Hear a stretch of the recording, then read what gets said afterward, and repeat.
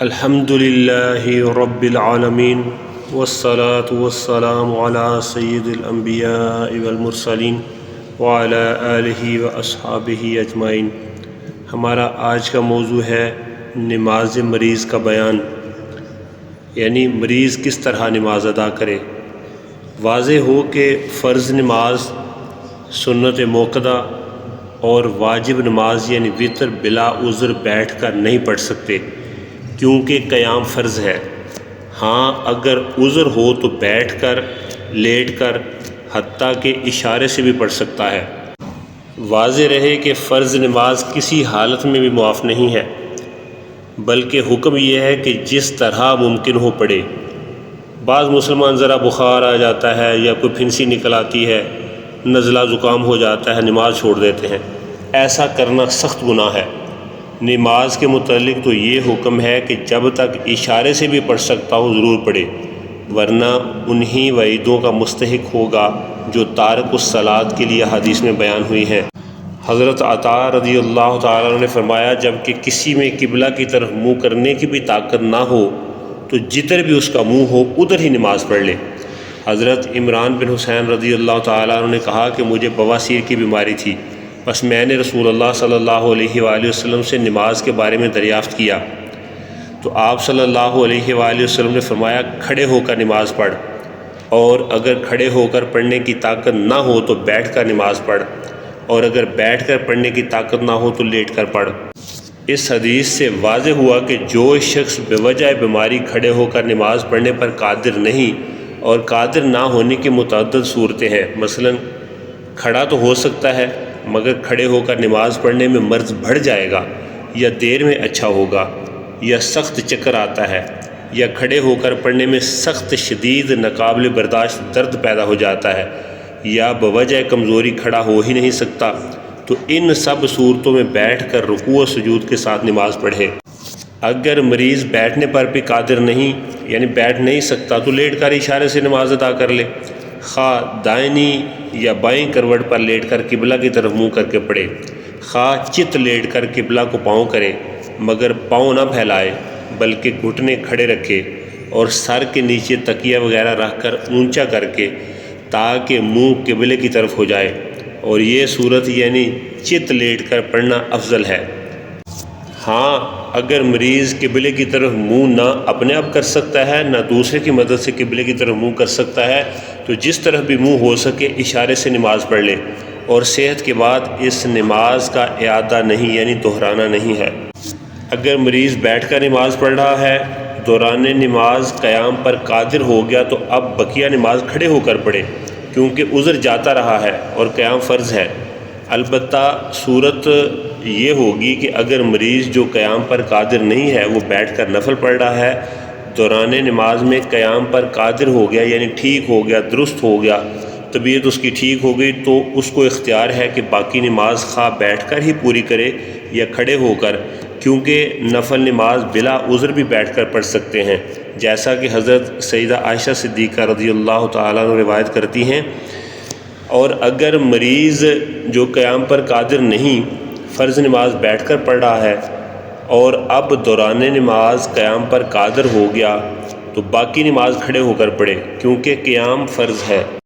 کھڑے ہو کر، بیٹھ کر، لیٹ کر نماز نفل پڑھنے کے مسئلے۔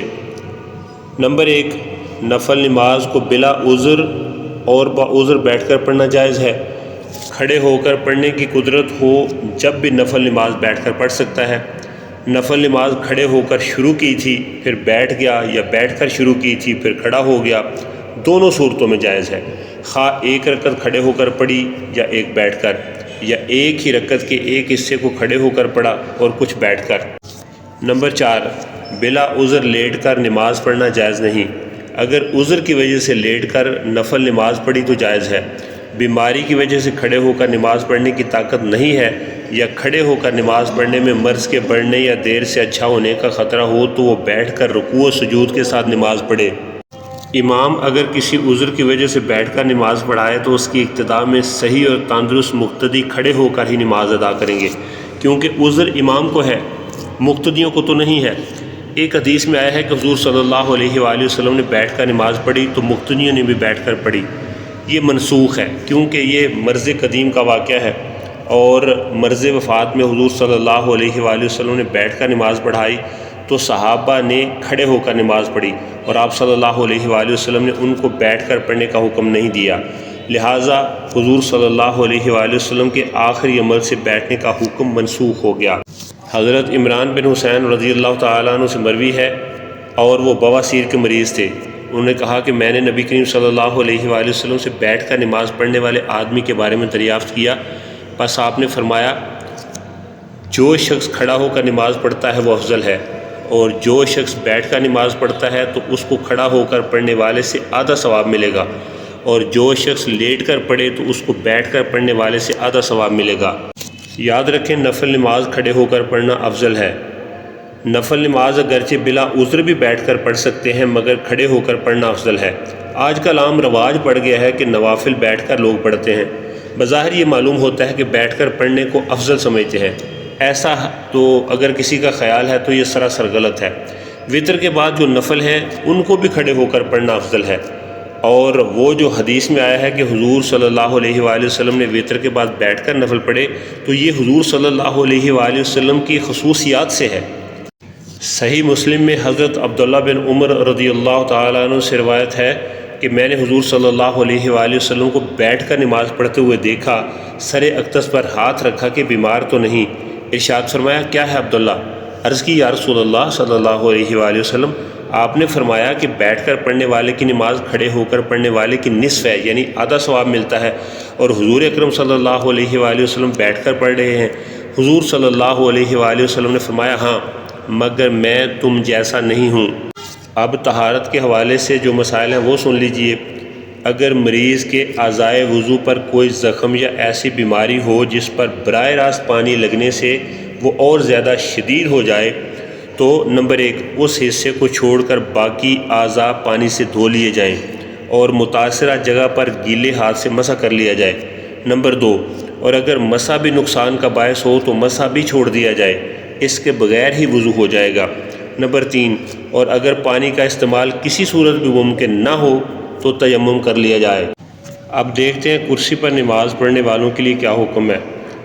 آج کل تو یوں لگتا ہے جیسے یہ فیشن ہی چل پڑا ہے کہ تھوڑا سا مسئلہ ہوا، تھوڑی سی تکلیف ہوئی تو لوگ جو ہے وہ کرسی لے کر نماز پڑھنا شروع کر دیتے ہیں، کچھ نے سٹول لیے ہوتے ہیں اس پر نماز پڑھنے لگتے ہیں، حالانکہ وہی لوگ گھر سے پیدل چل کر مسجد تک آتے جاتے ہیں اور دیر تک کھڑے رہتے ہیں، احباب سے باتیں کرتے رہتے ہیں، جبکہ قیام بھی نماز کے فرائض میں سے ایک فرض ہے۔ جو لوگ قیام پر قادر ہوتے ہیں سٹول یا کرسی پر نماز پڑھتے ہیں ان کی نماز نہیں ہوتی،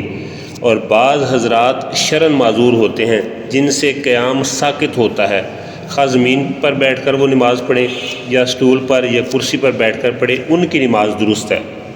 یاد رکھیں کہ فرائض و واجبات اور سنت فجر میں قیام فرض ہے، ان نمازوں کو اگر بلا عذر شرعی بیٹھ کر پڑھیں گے تو ادا نہ ہوں گی، اور اگر خود کھڑے ہو کر نہیں پڑھ سکتے، مثلا کسی چھڑی، دیوار یا آدمی کے سہارے کھڑا ہونا ممکن ہو تو جتنی دیر اس طرح سہارے سے کھڑا ہو سکتا ہے اتنی دیر کھڑا ہونا فرض ہے، یہاں تک کہ صرف تکبیر تحریمہ کھڑے ہو کر کہہ سکتا ہے تو اتنا ہی قیام فرض ہے، اور اگر اس کی بھی استطاعت نہ ہو، یعنی نہ خود کھڑا ہو سکتا ہے اور نہ ہی کسی چیز سے ٹیک لگا کر کھڑا ہو سکتا ہے، اگرچہ کچھ دیر کے لیے ہی صحیح، تو بیٹھ کر نماز پڑھ سکتا ہے۔ یوں ہی کھڑے ہونے سے پیشاب کا قطرہ آتا ہے یا چوتھائی سطر کھلتا ہے یا بیماری وغیرہ کی وجہ سے ایسا لاغر اور کمزور ہو چکا ہے کہ کھڑا تو ہو جائے گا مگر قرت نہ کر پائے گا تو قیام ساقط ہو جائے گا، مگر اس بات کا خیال رہے کہ سستی و کاہلی اور معمولی دقت کو مجبوری بنانے سے قیام ساقط نہیں ہوتا، بلکہ اس بات کا گمان غالب ہو کہ قیام کرنے سے مرض میں زیادتی ہو جائے گی یا دیر میں اچھا ہوگا یا ناقابل برداشت تکلیف ہوگی تو بیٹھ کر پڑھنے کی اجازت ملتی ہے۔ یاد رکھیں اگر مریض قیام کرنے پر بالکل قدرت نہیں رکھتا مگر رکوع و سجود وہ کر سکتا ہے، اس صورت میں مریض جتنا قیام کر سکتا ہے اتنا قیام کر کے باقی نماز بیٹھ کر تو پڑھ سکتا ہے، مگر چونکہ رکوع و سجود پر قادر ہے اس لیے درست طریقے سے پیٹھ جھکا کر رکوع کرنا ہوگی اور سجدہ بھی زمین پر ہی کرنا ہوگا، زیادہ سے زیادہ 12 انگل اونچی رکھی ہوئی چیز پر بھی سجدہ کر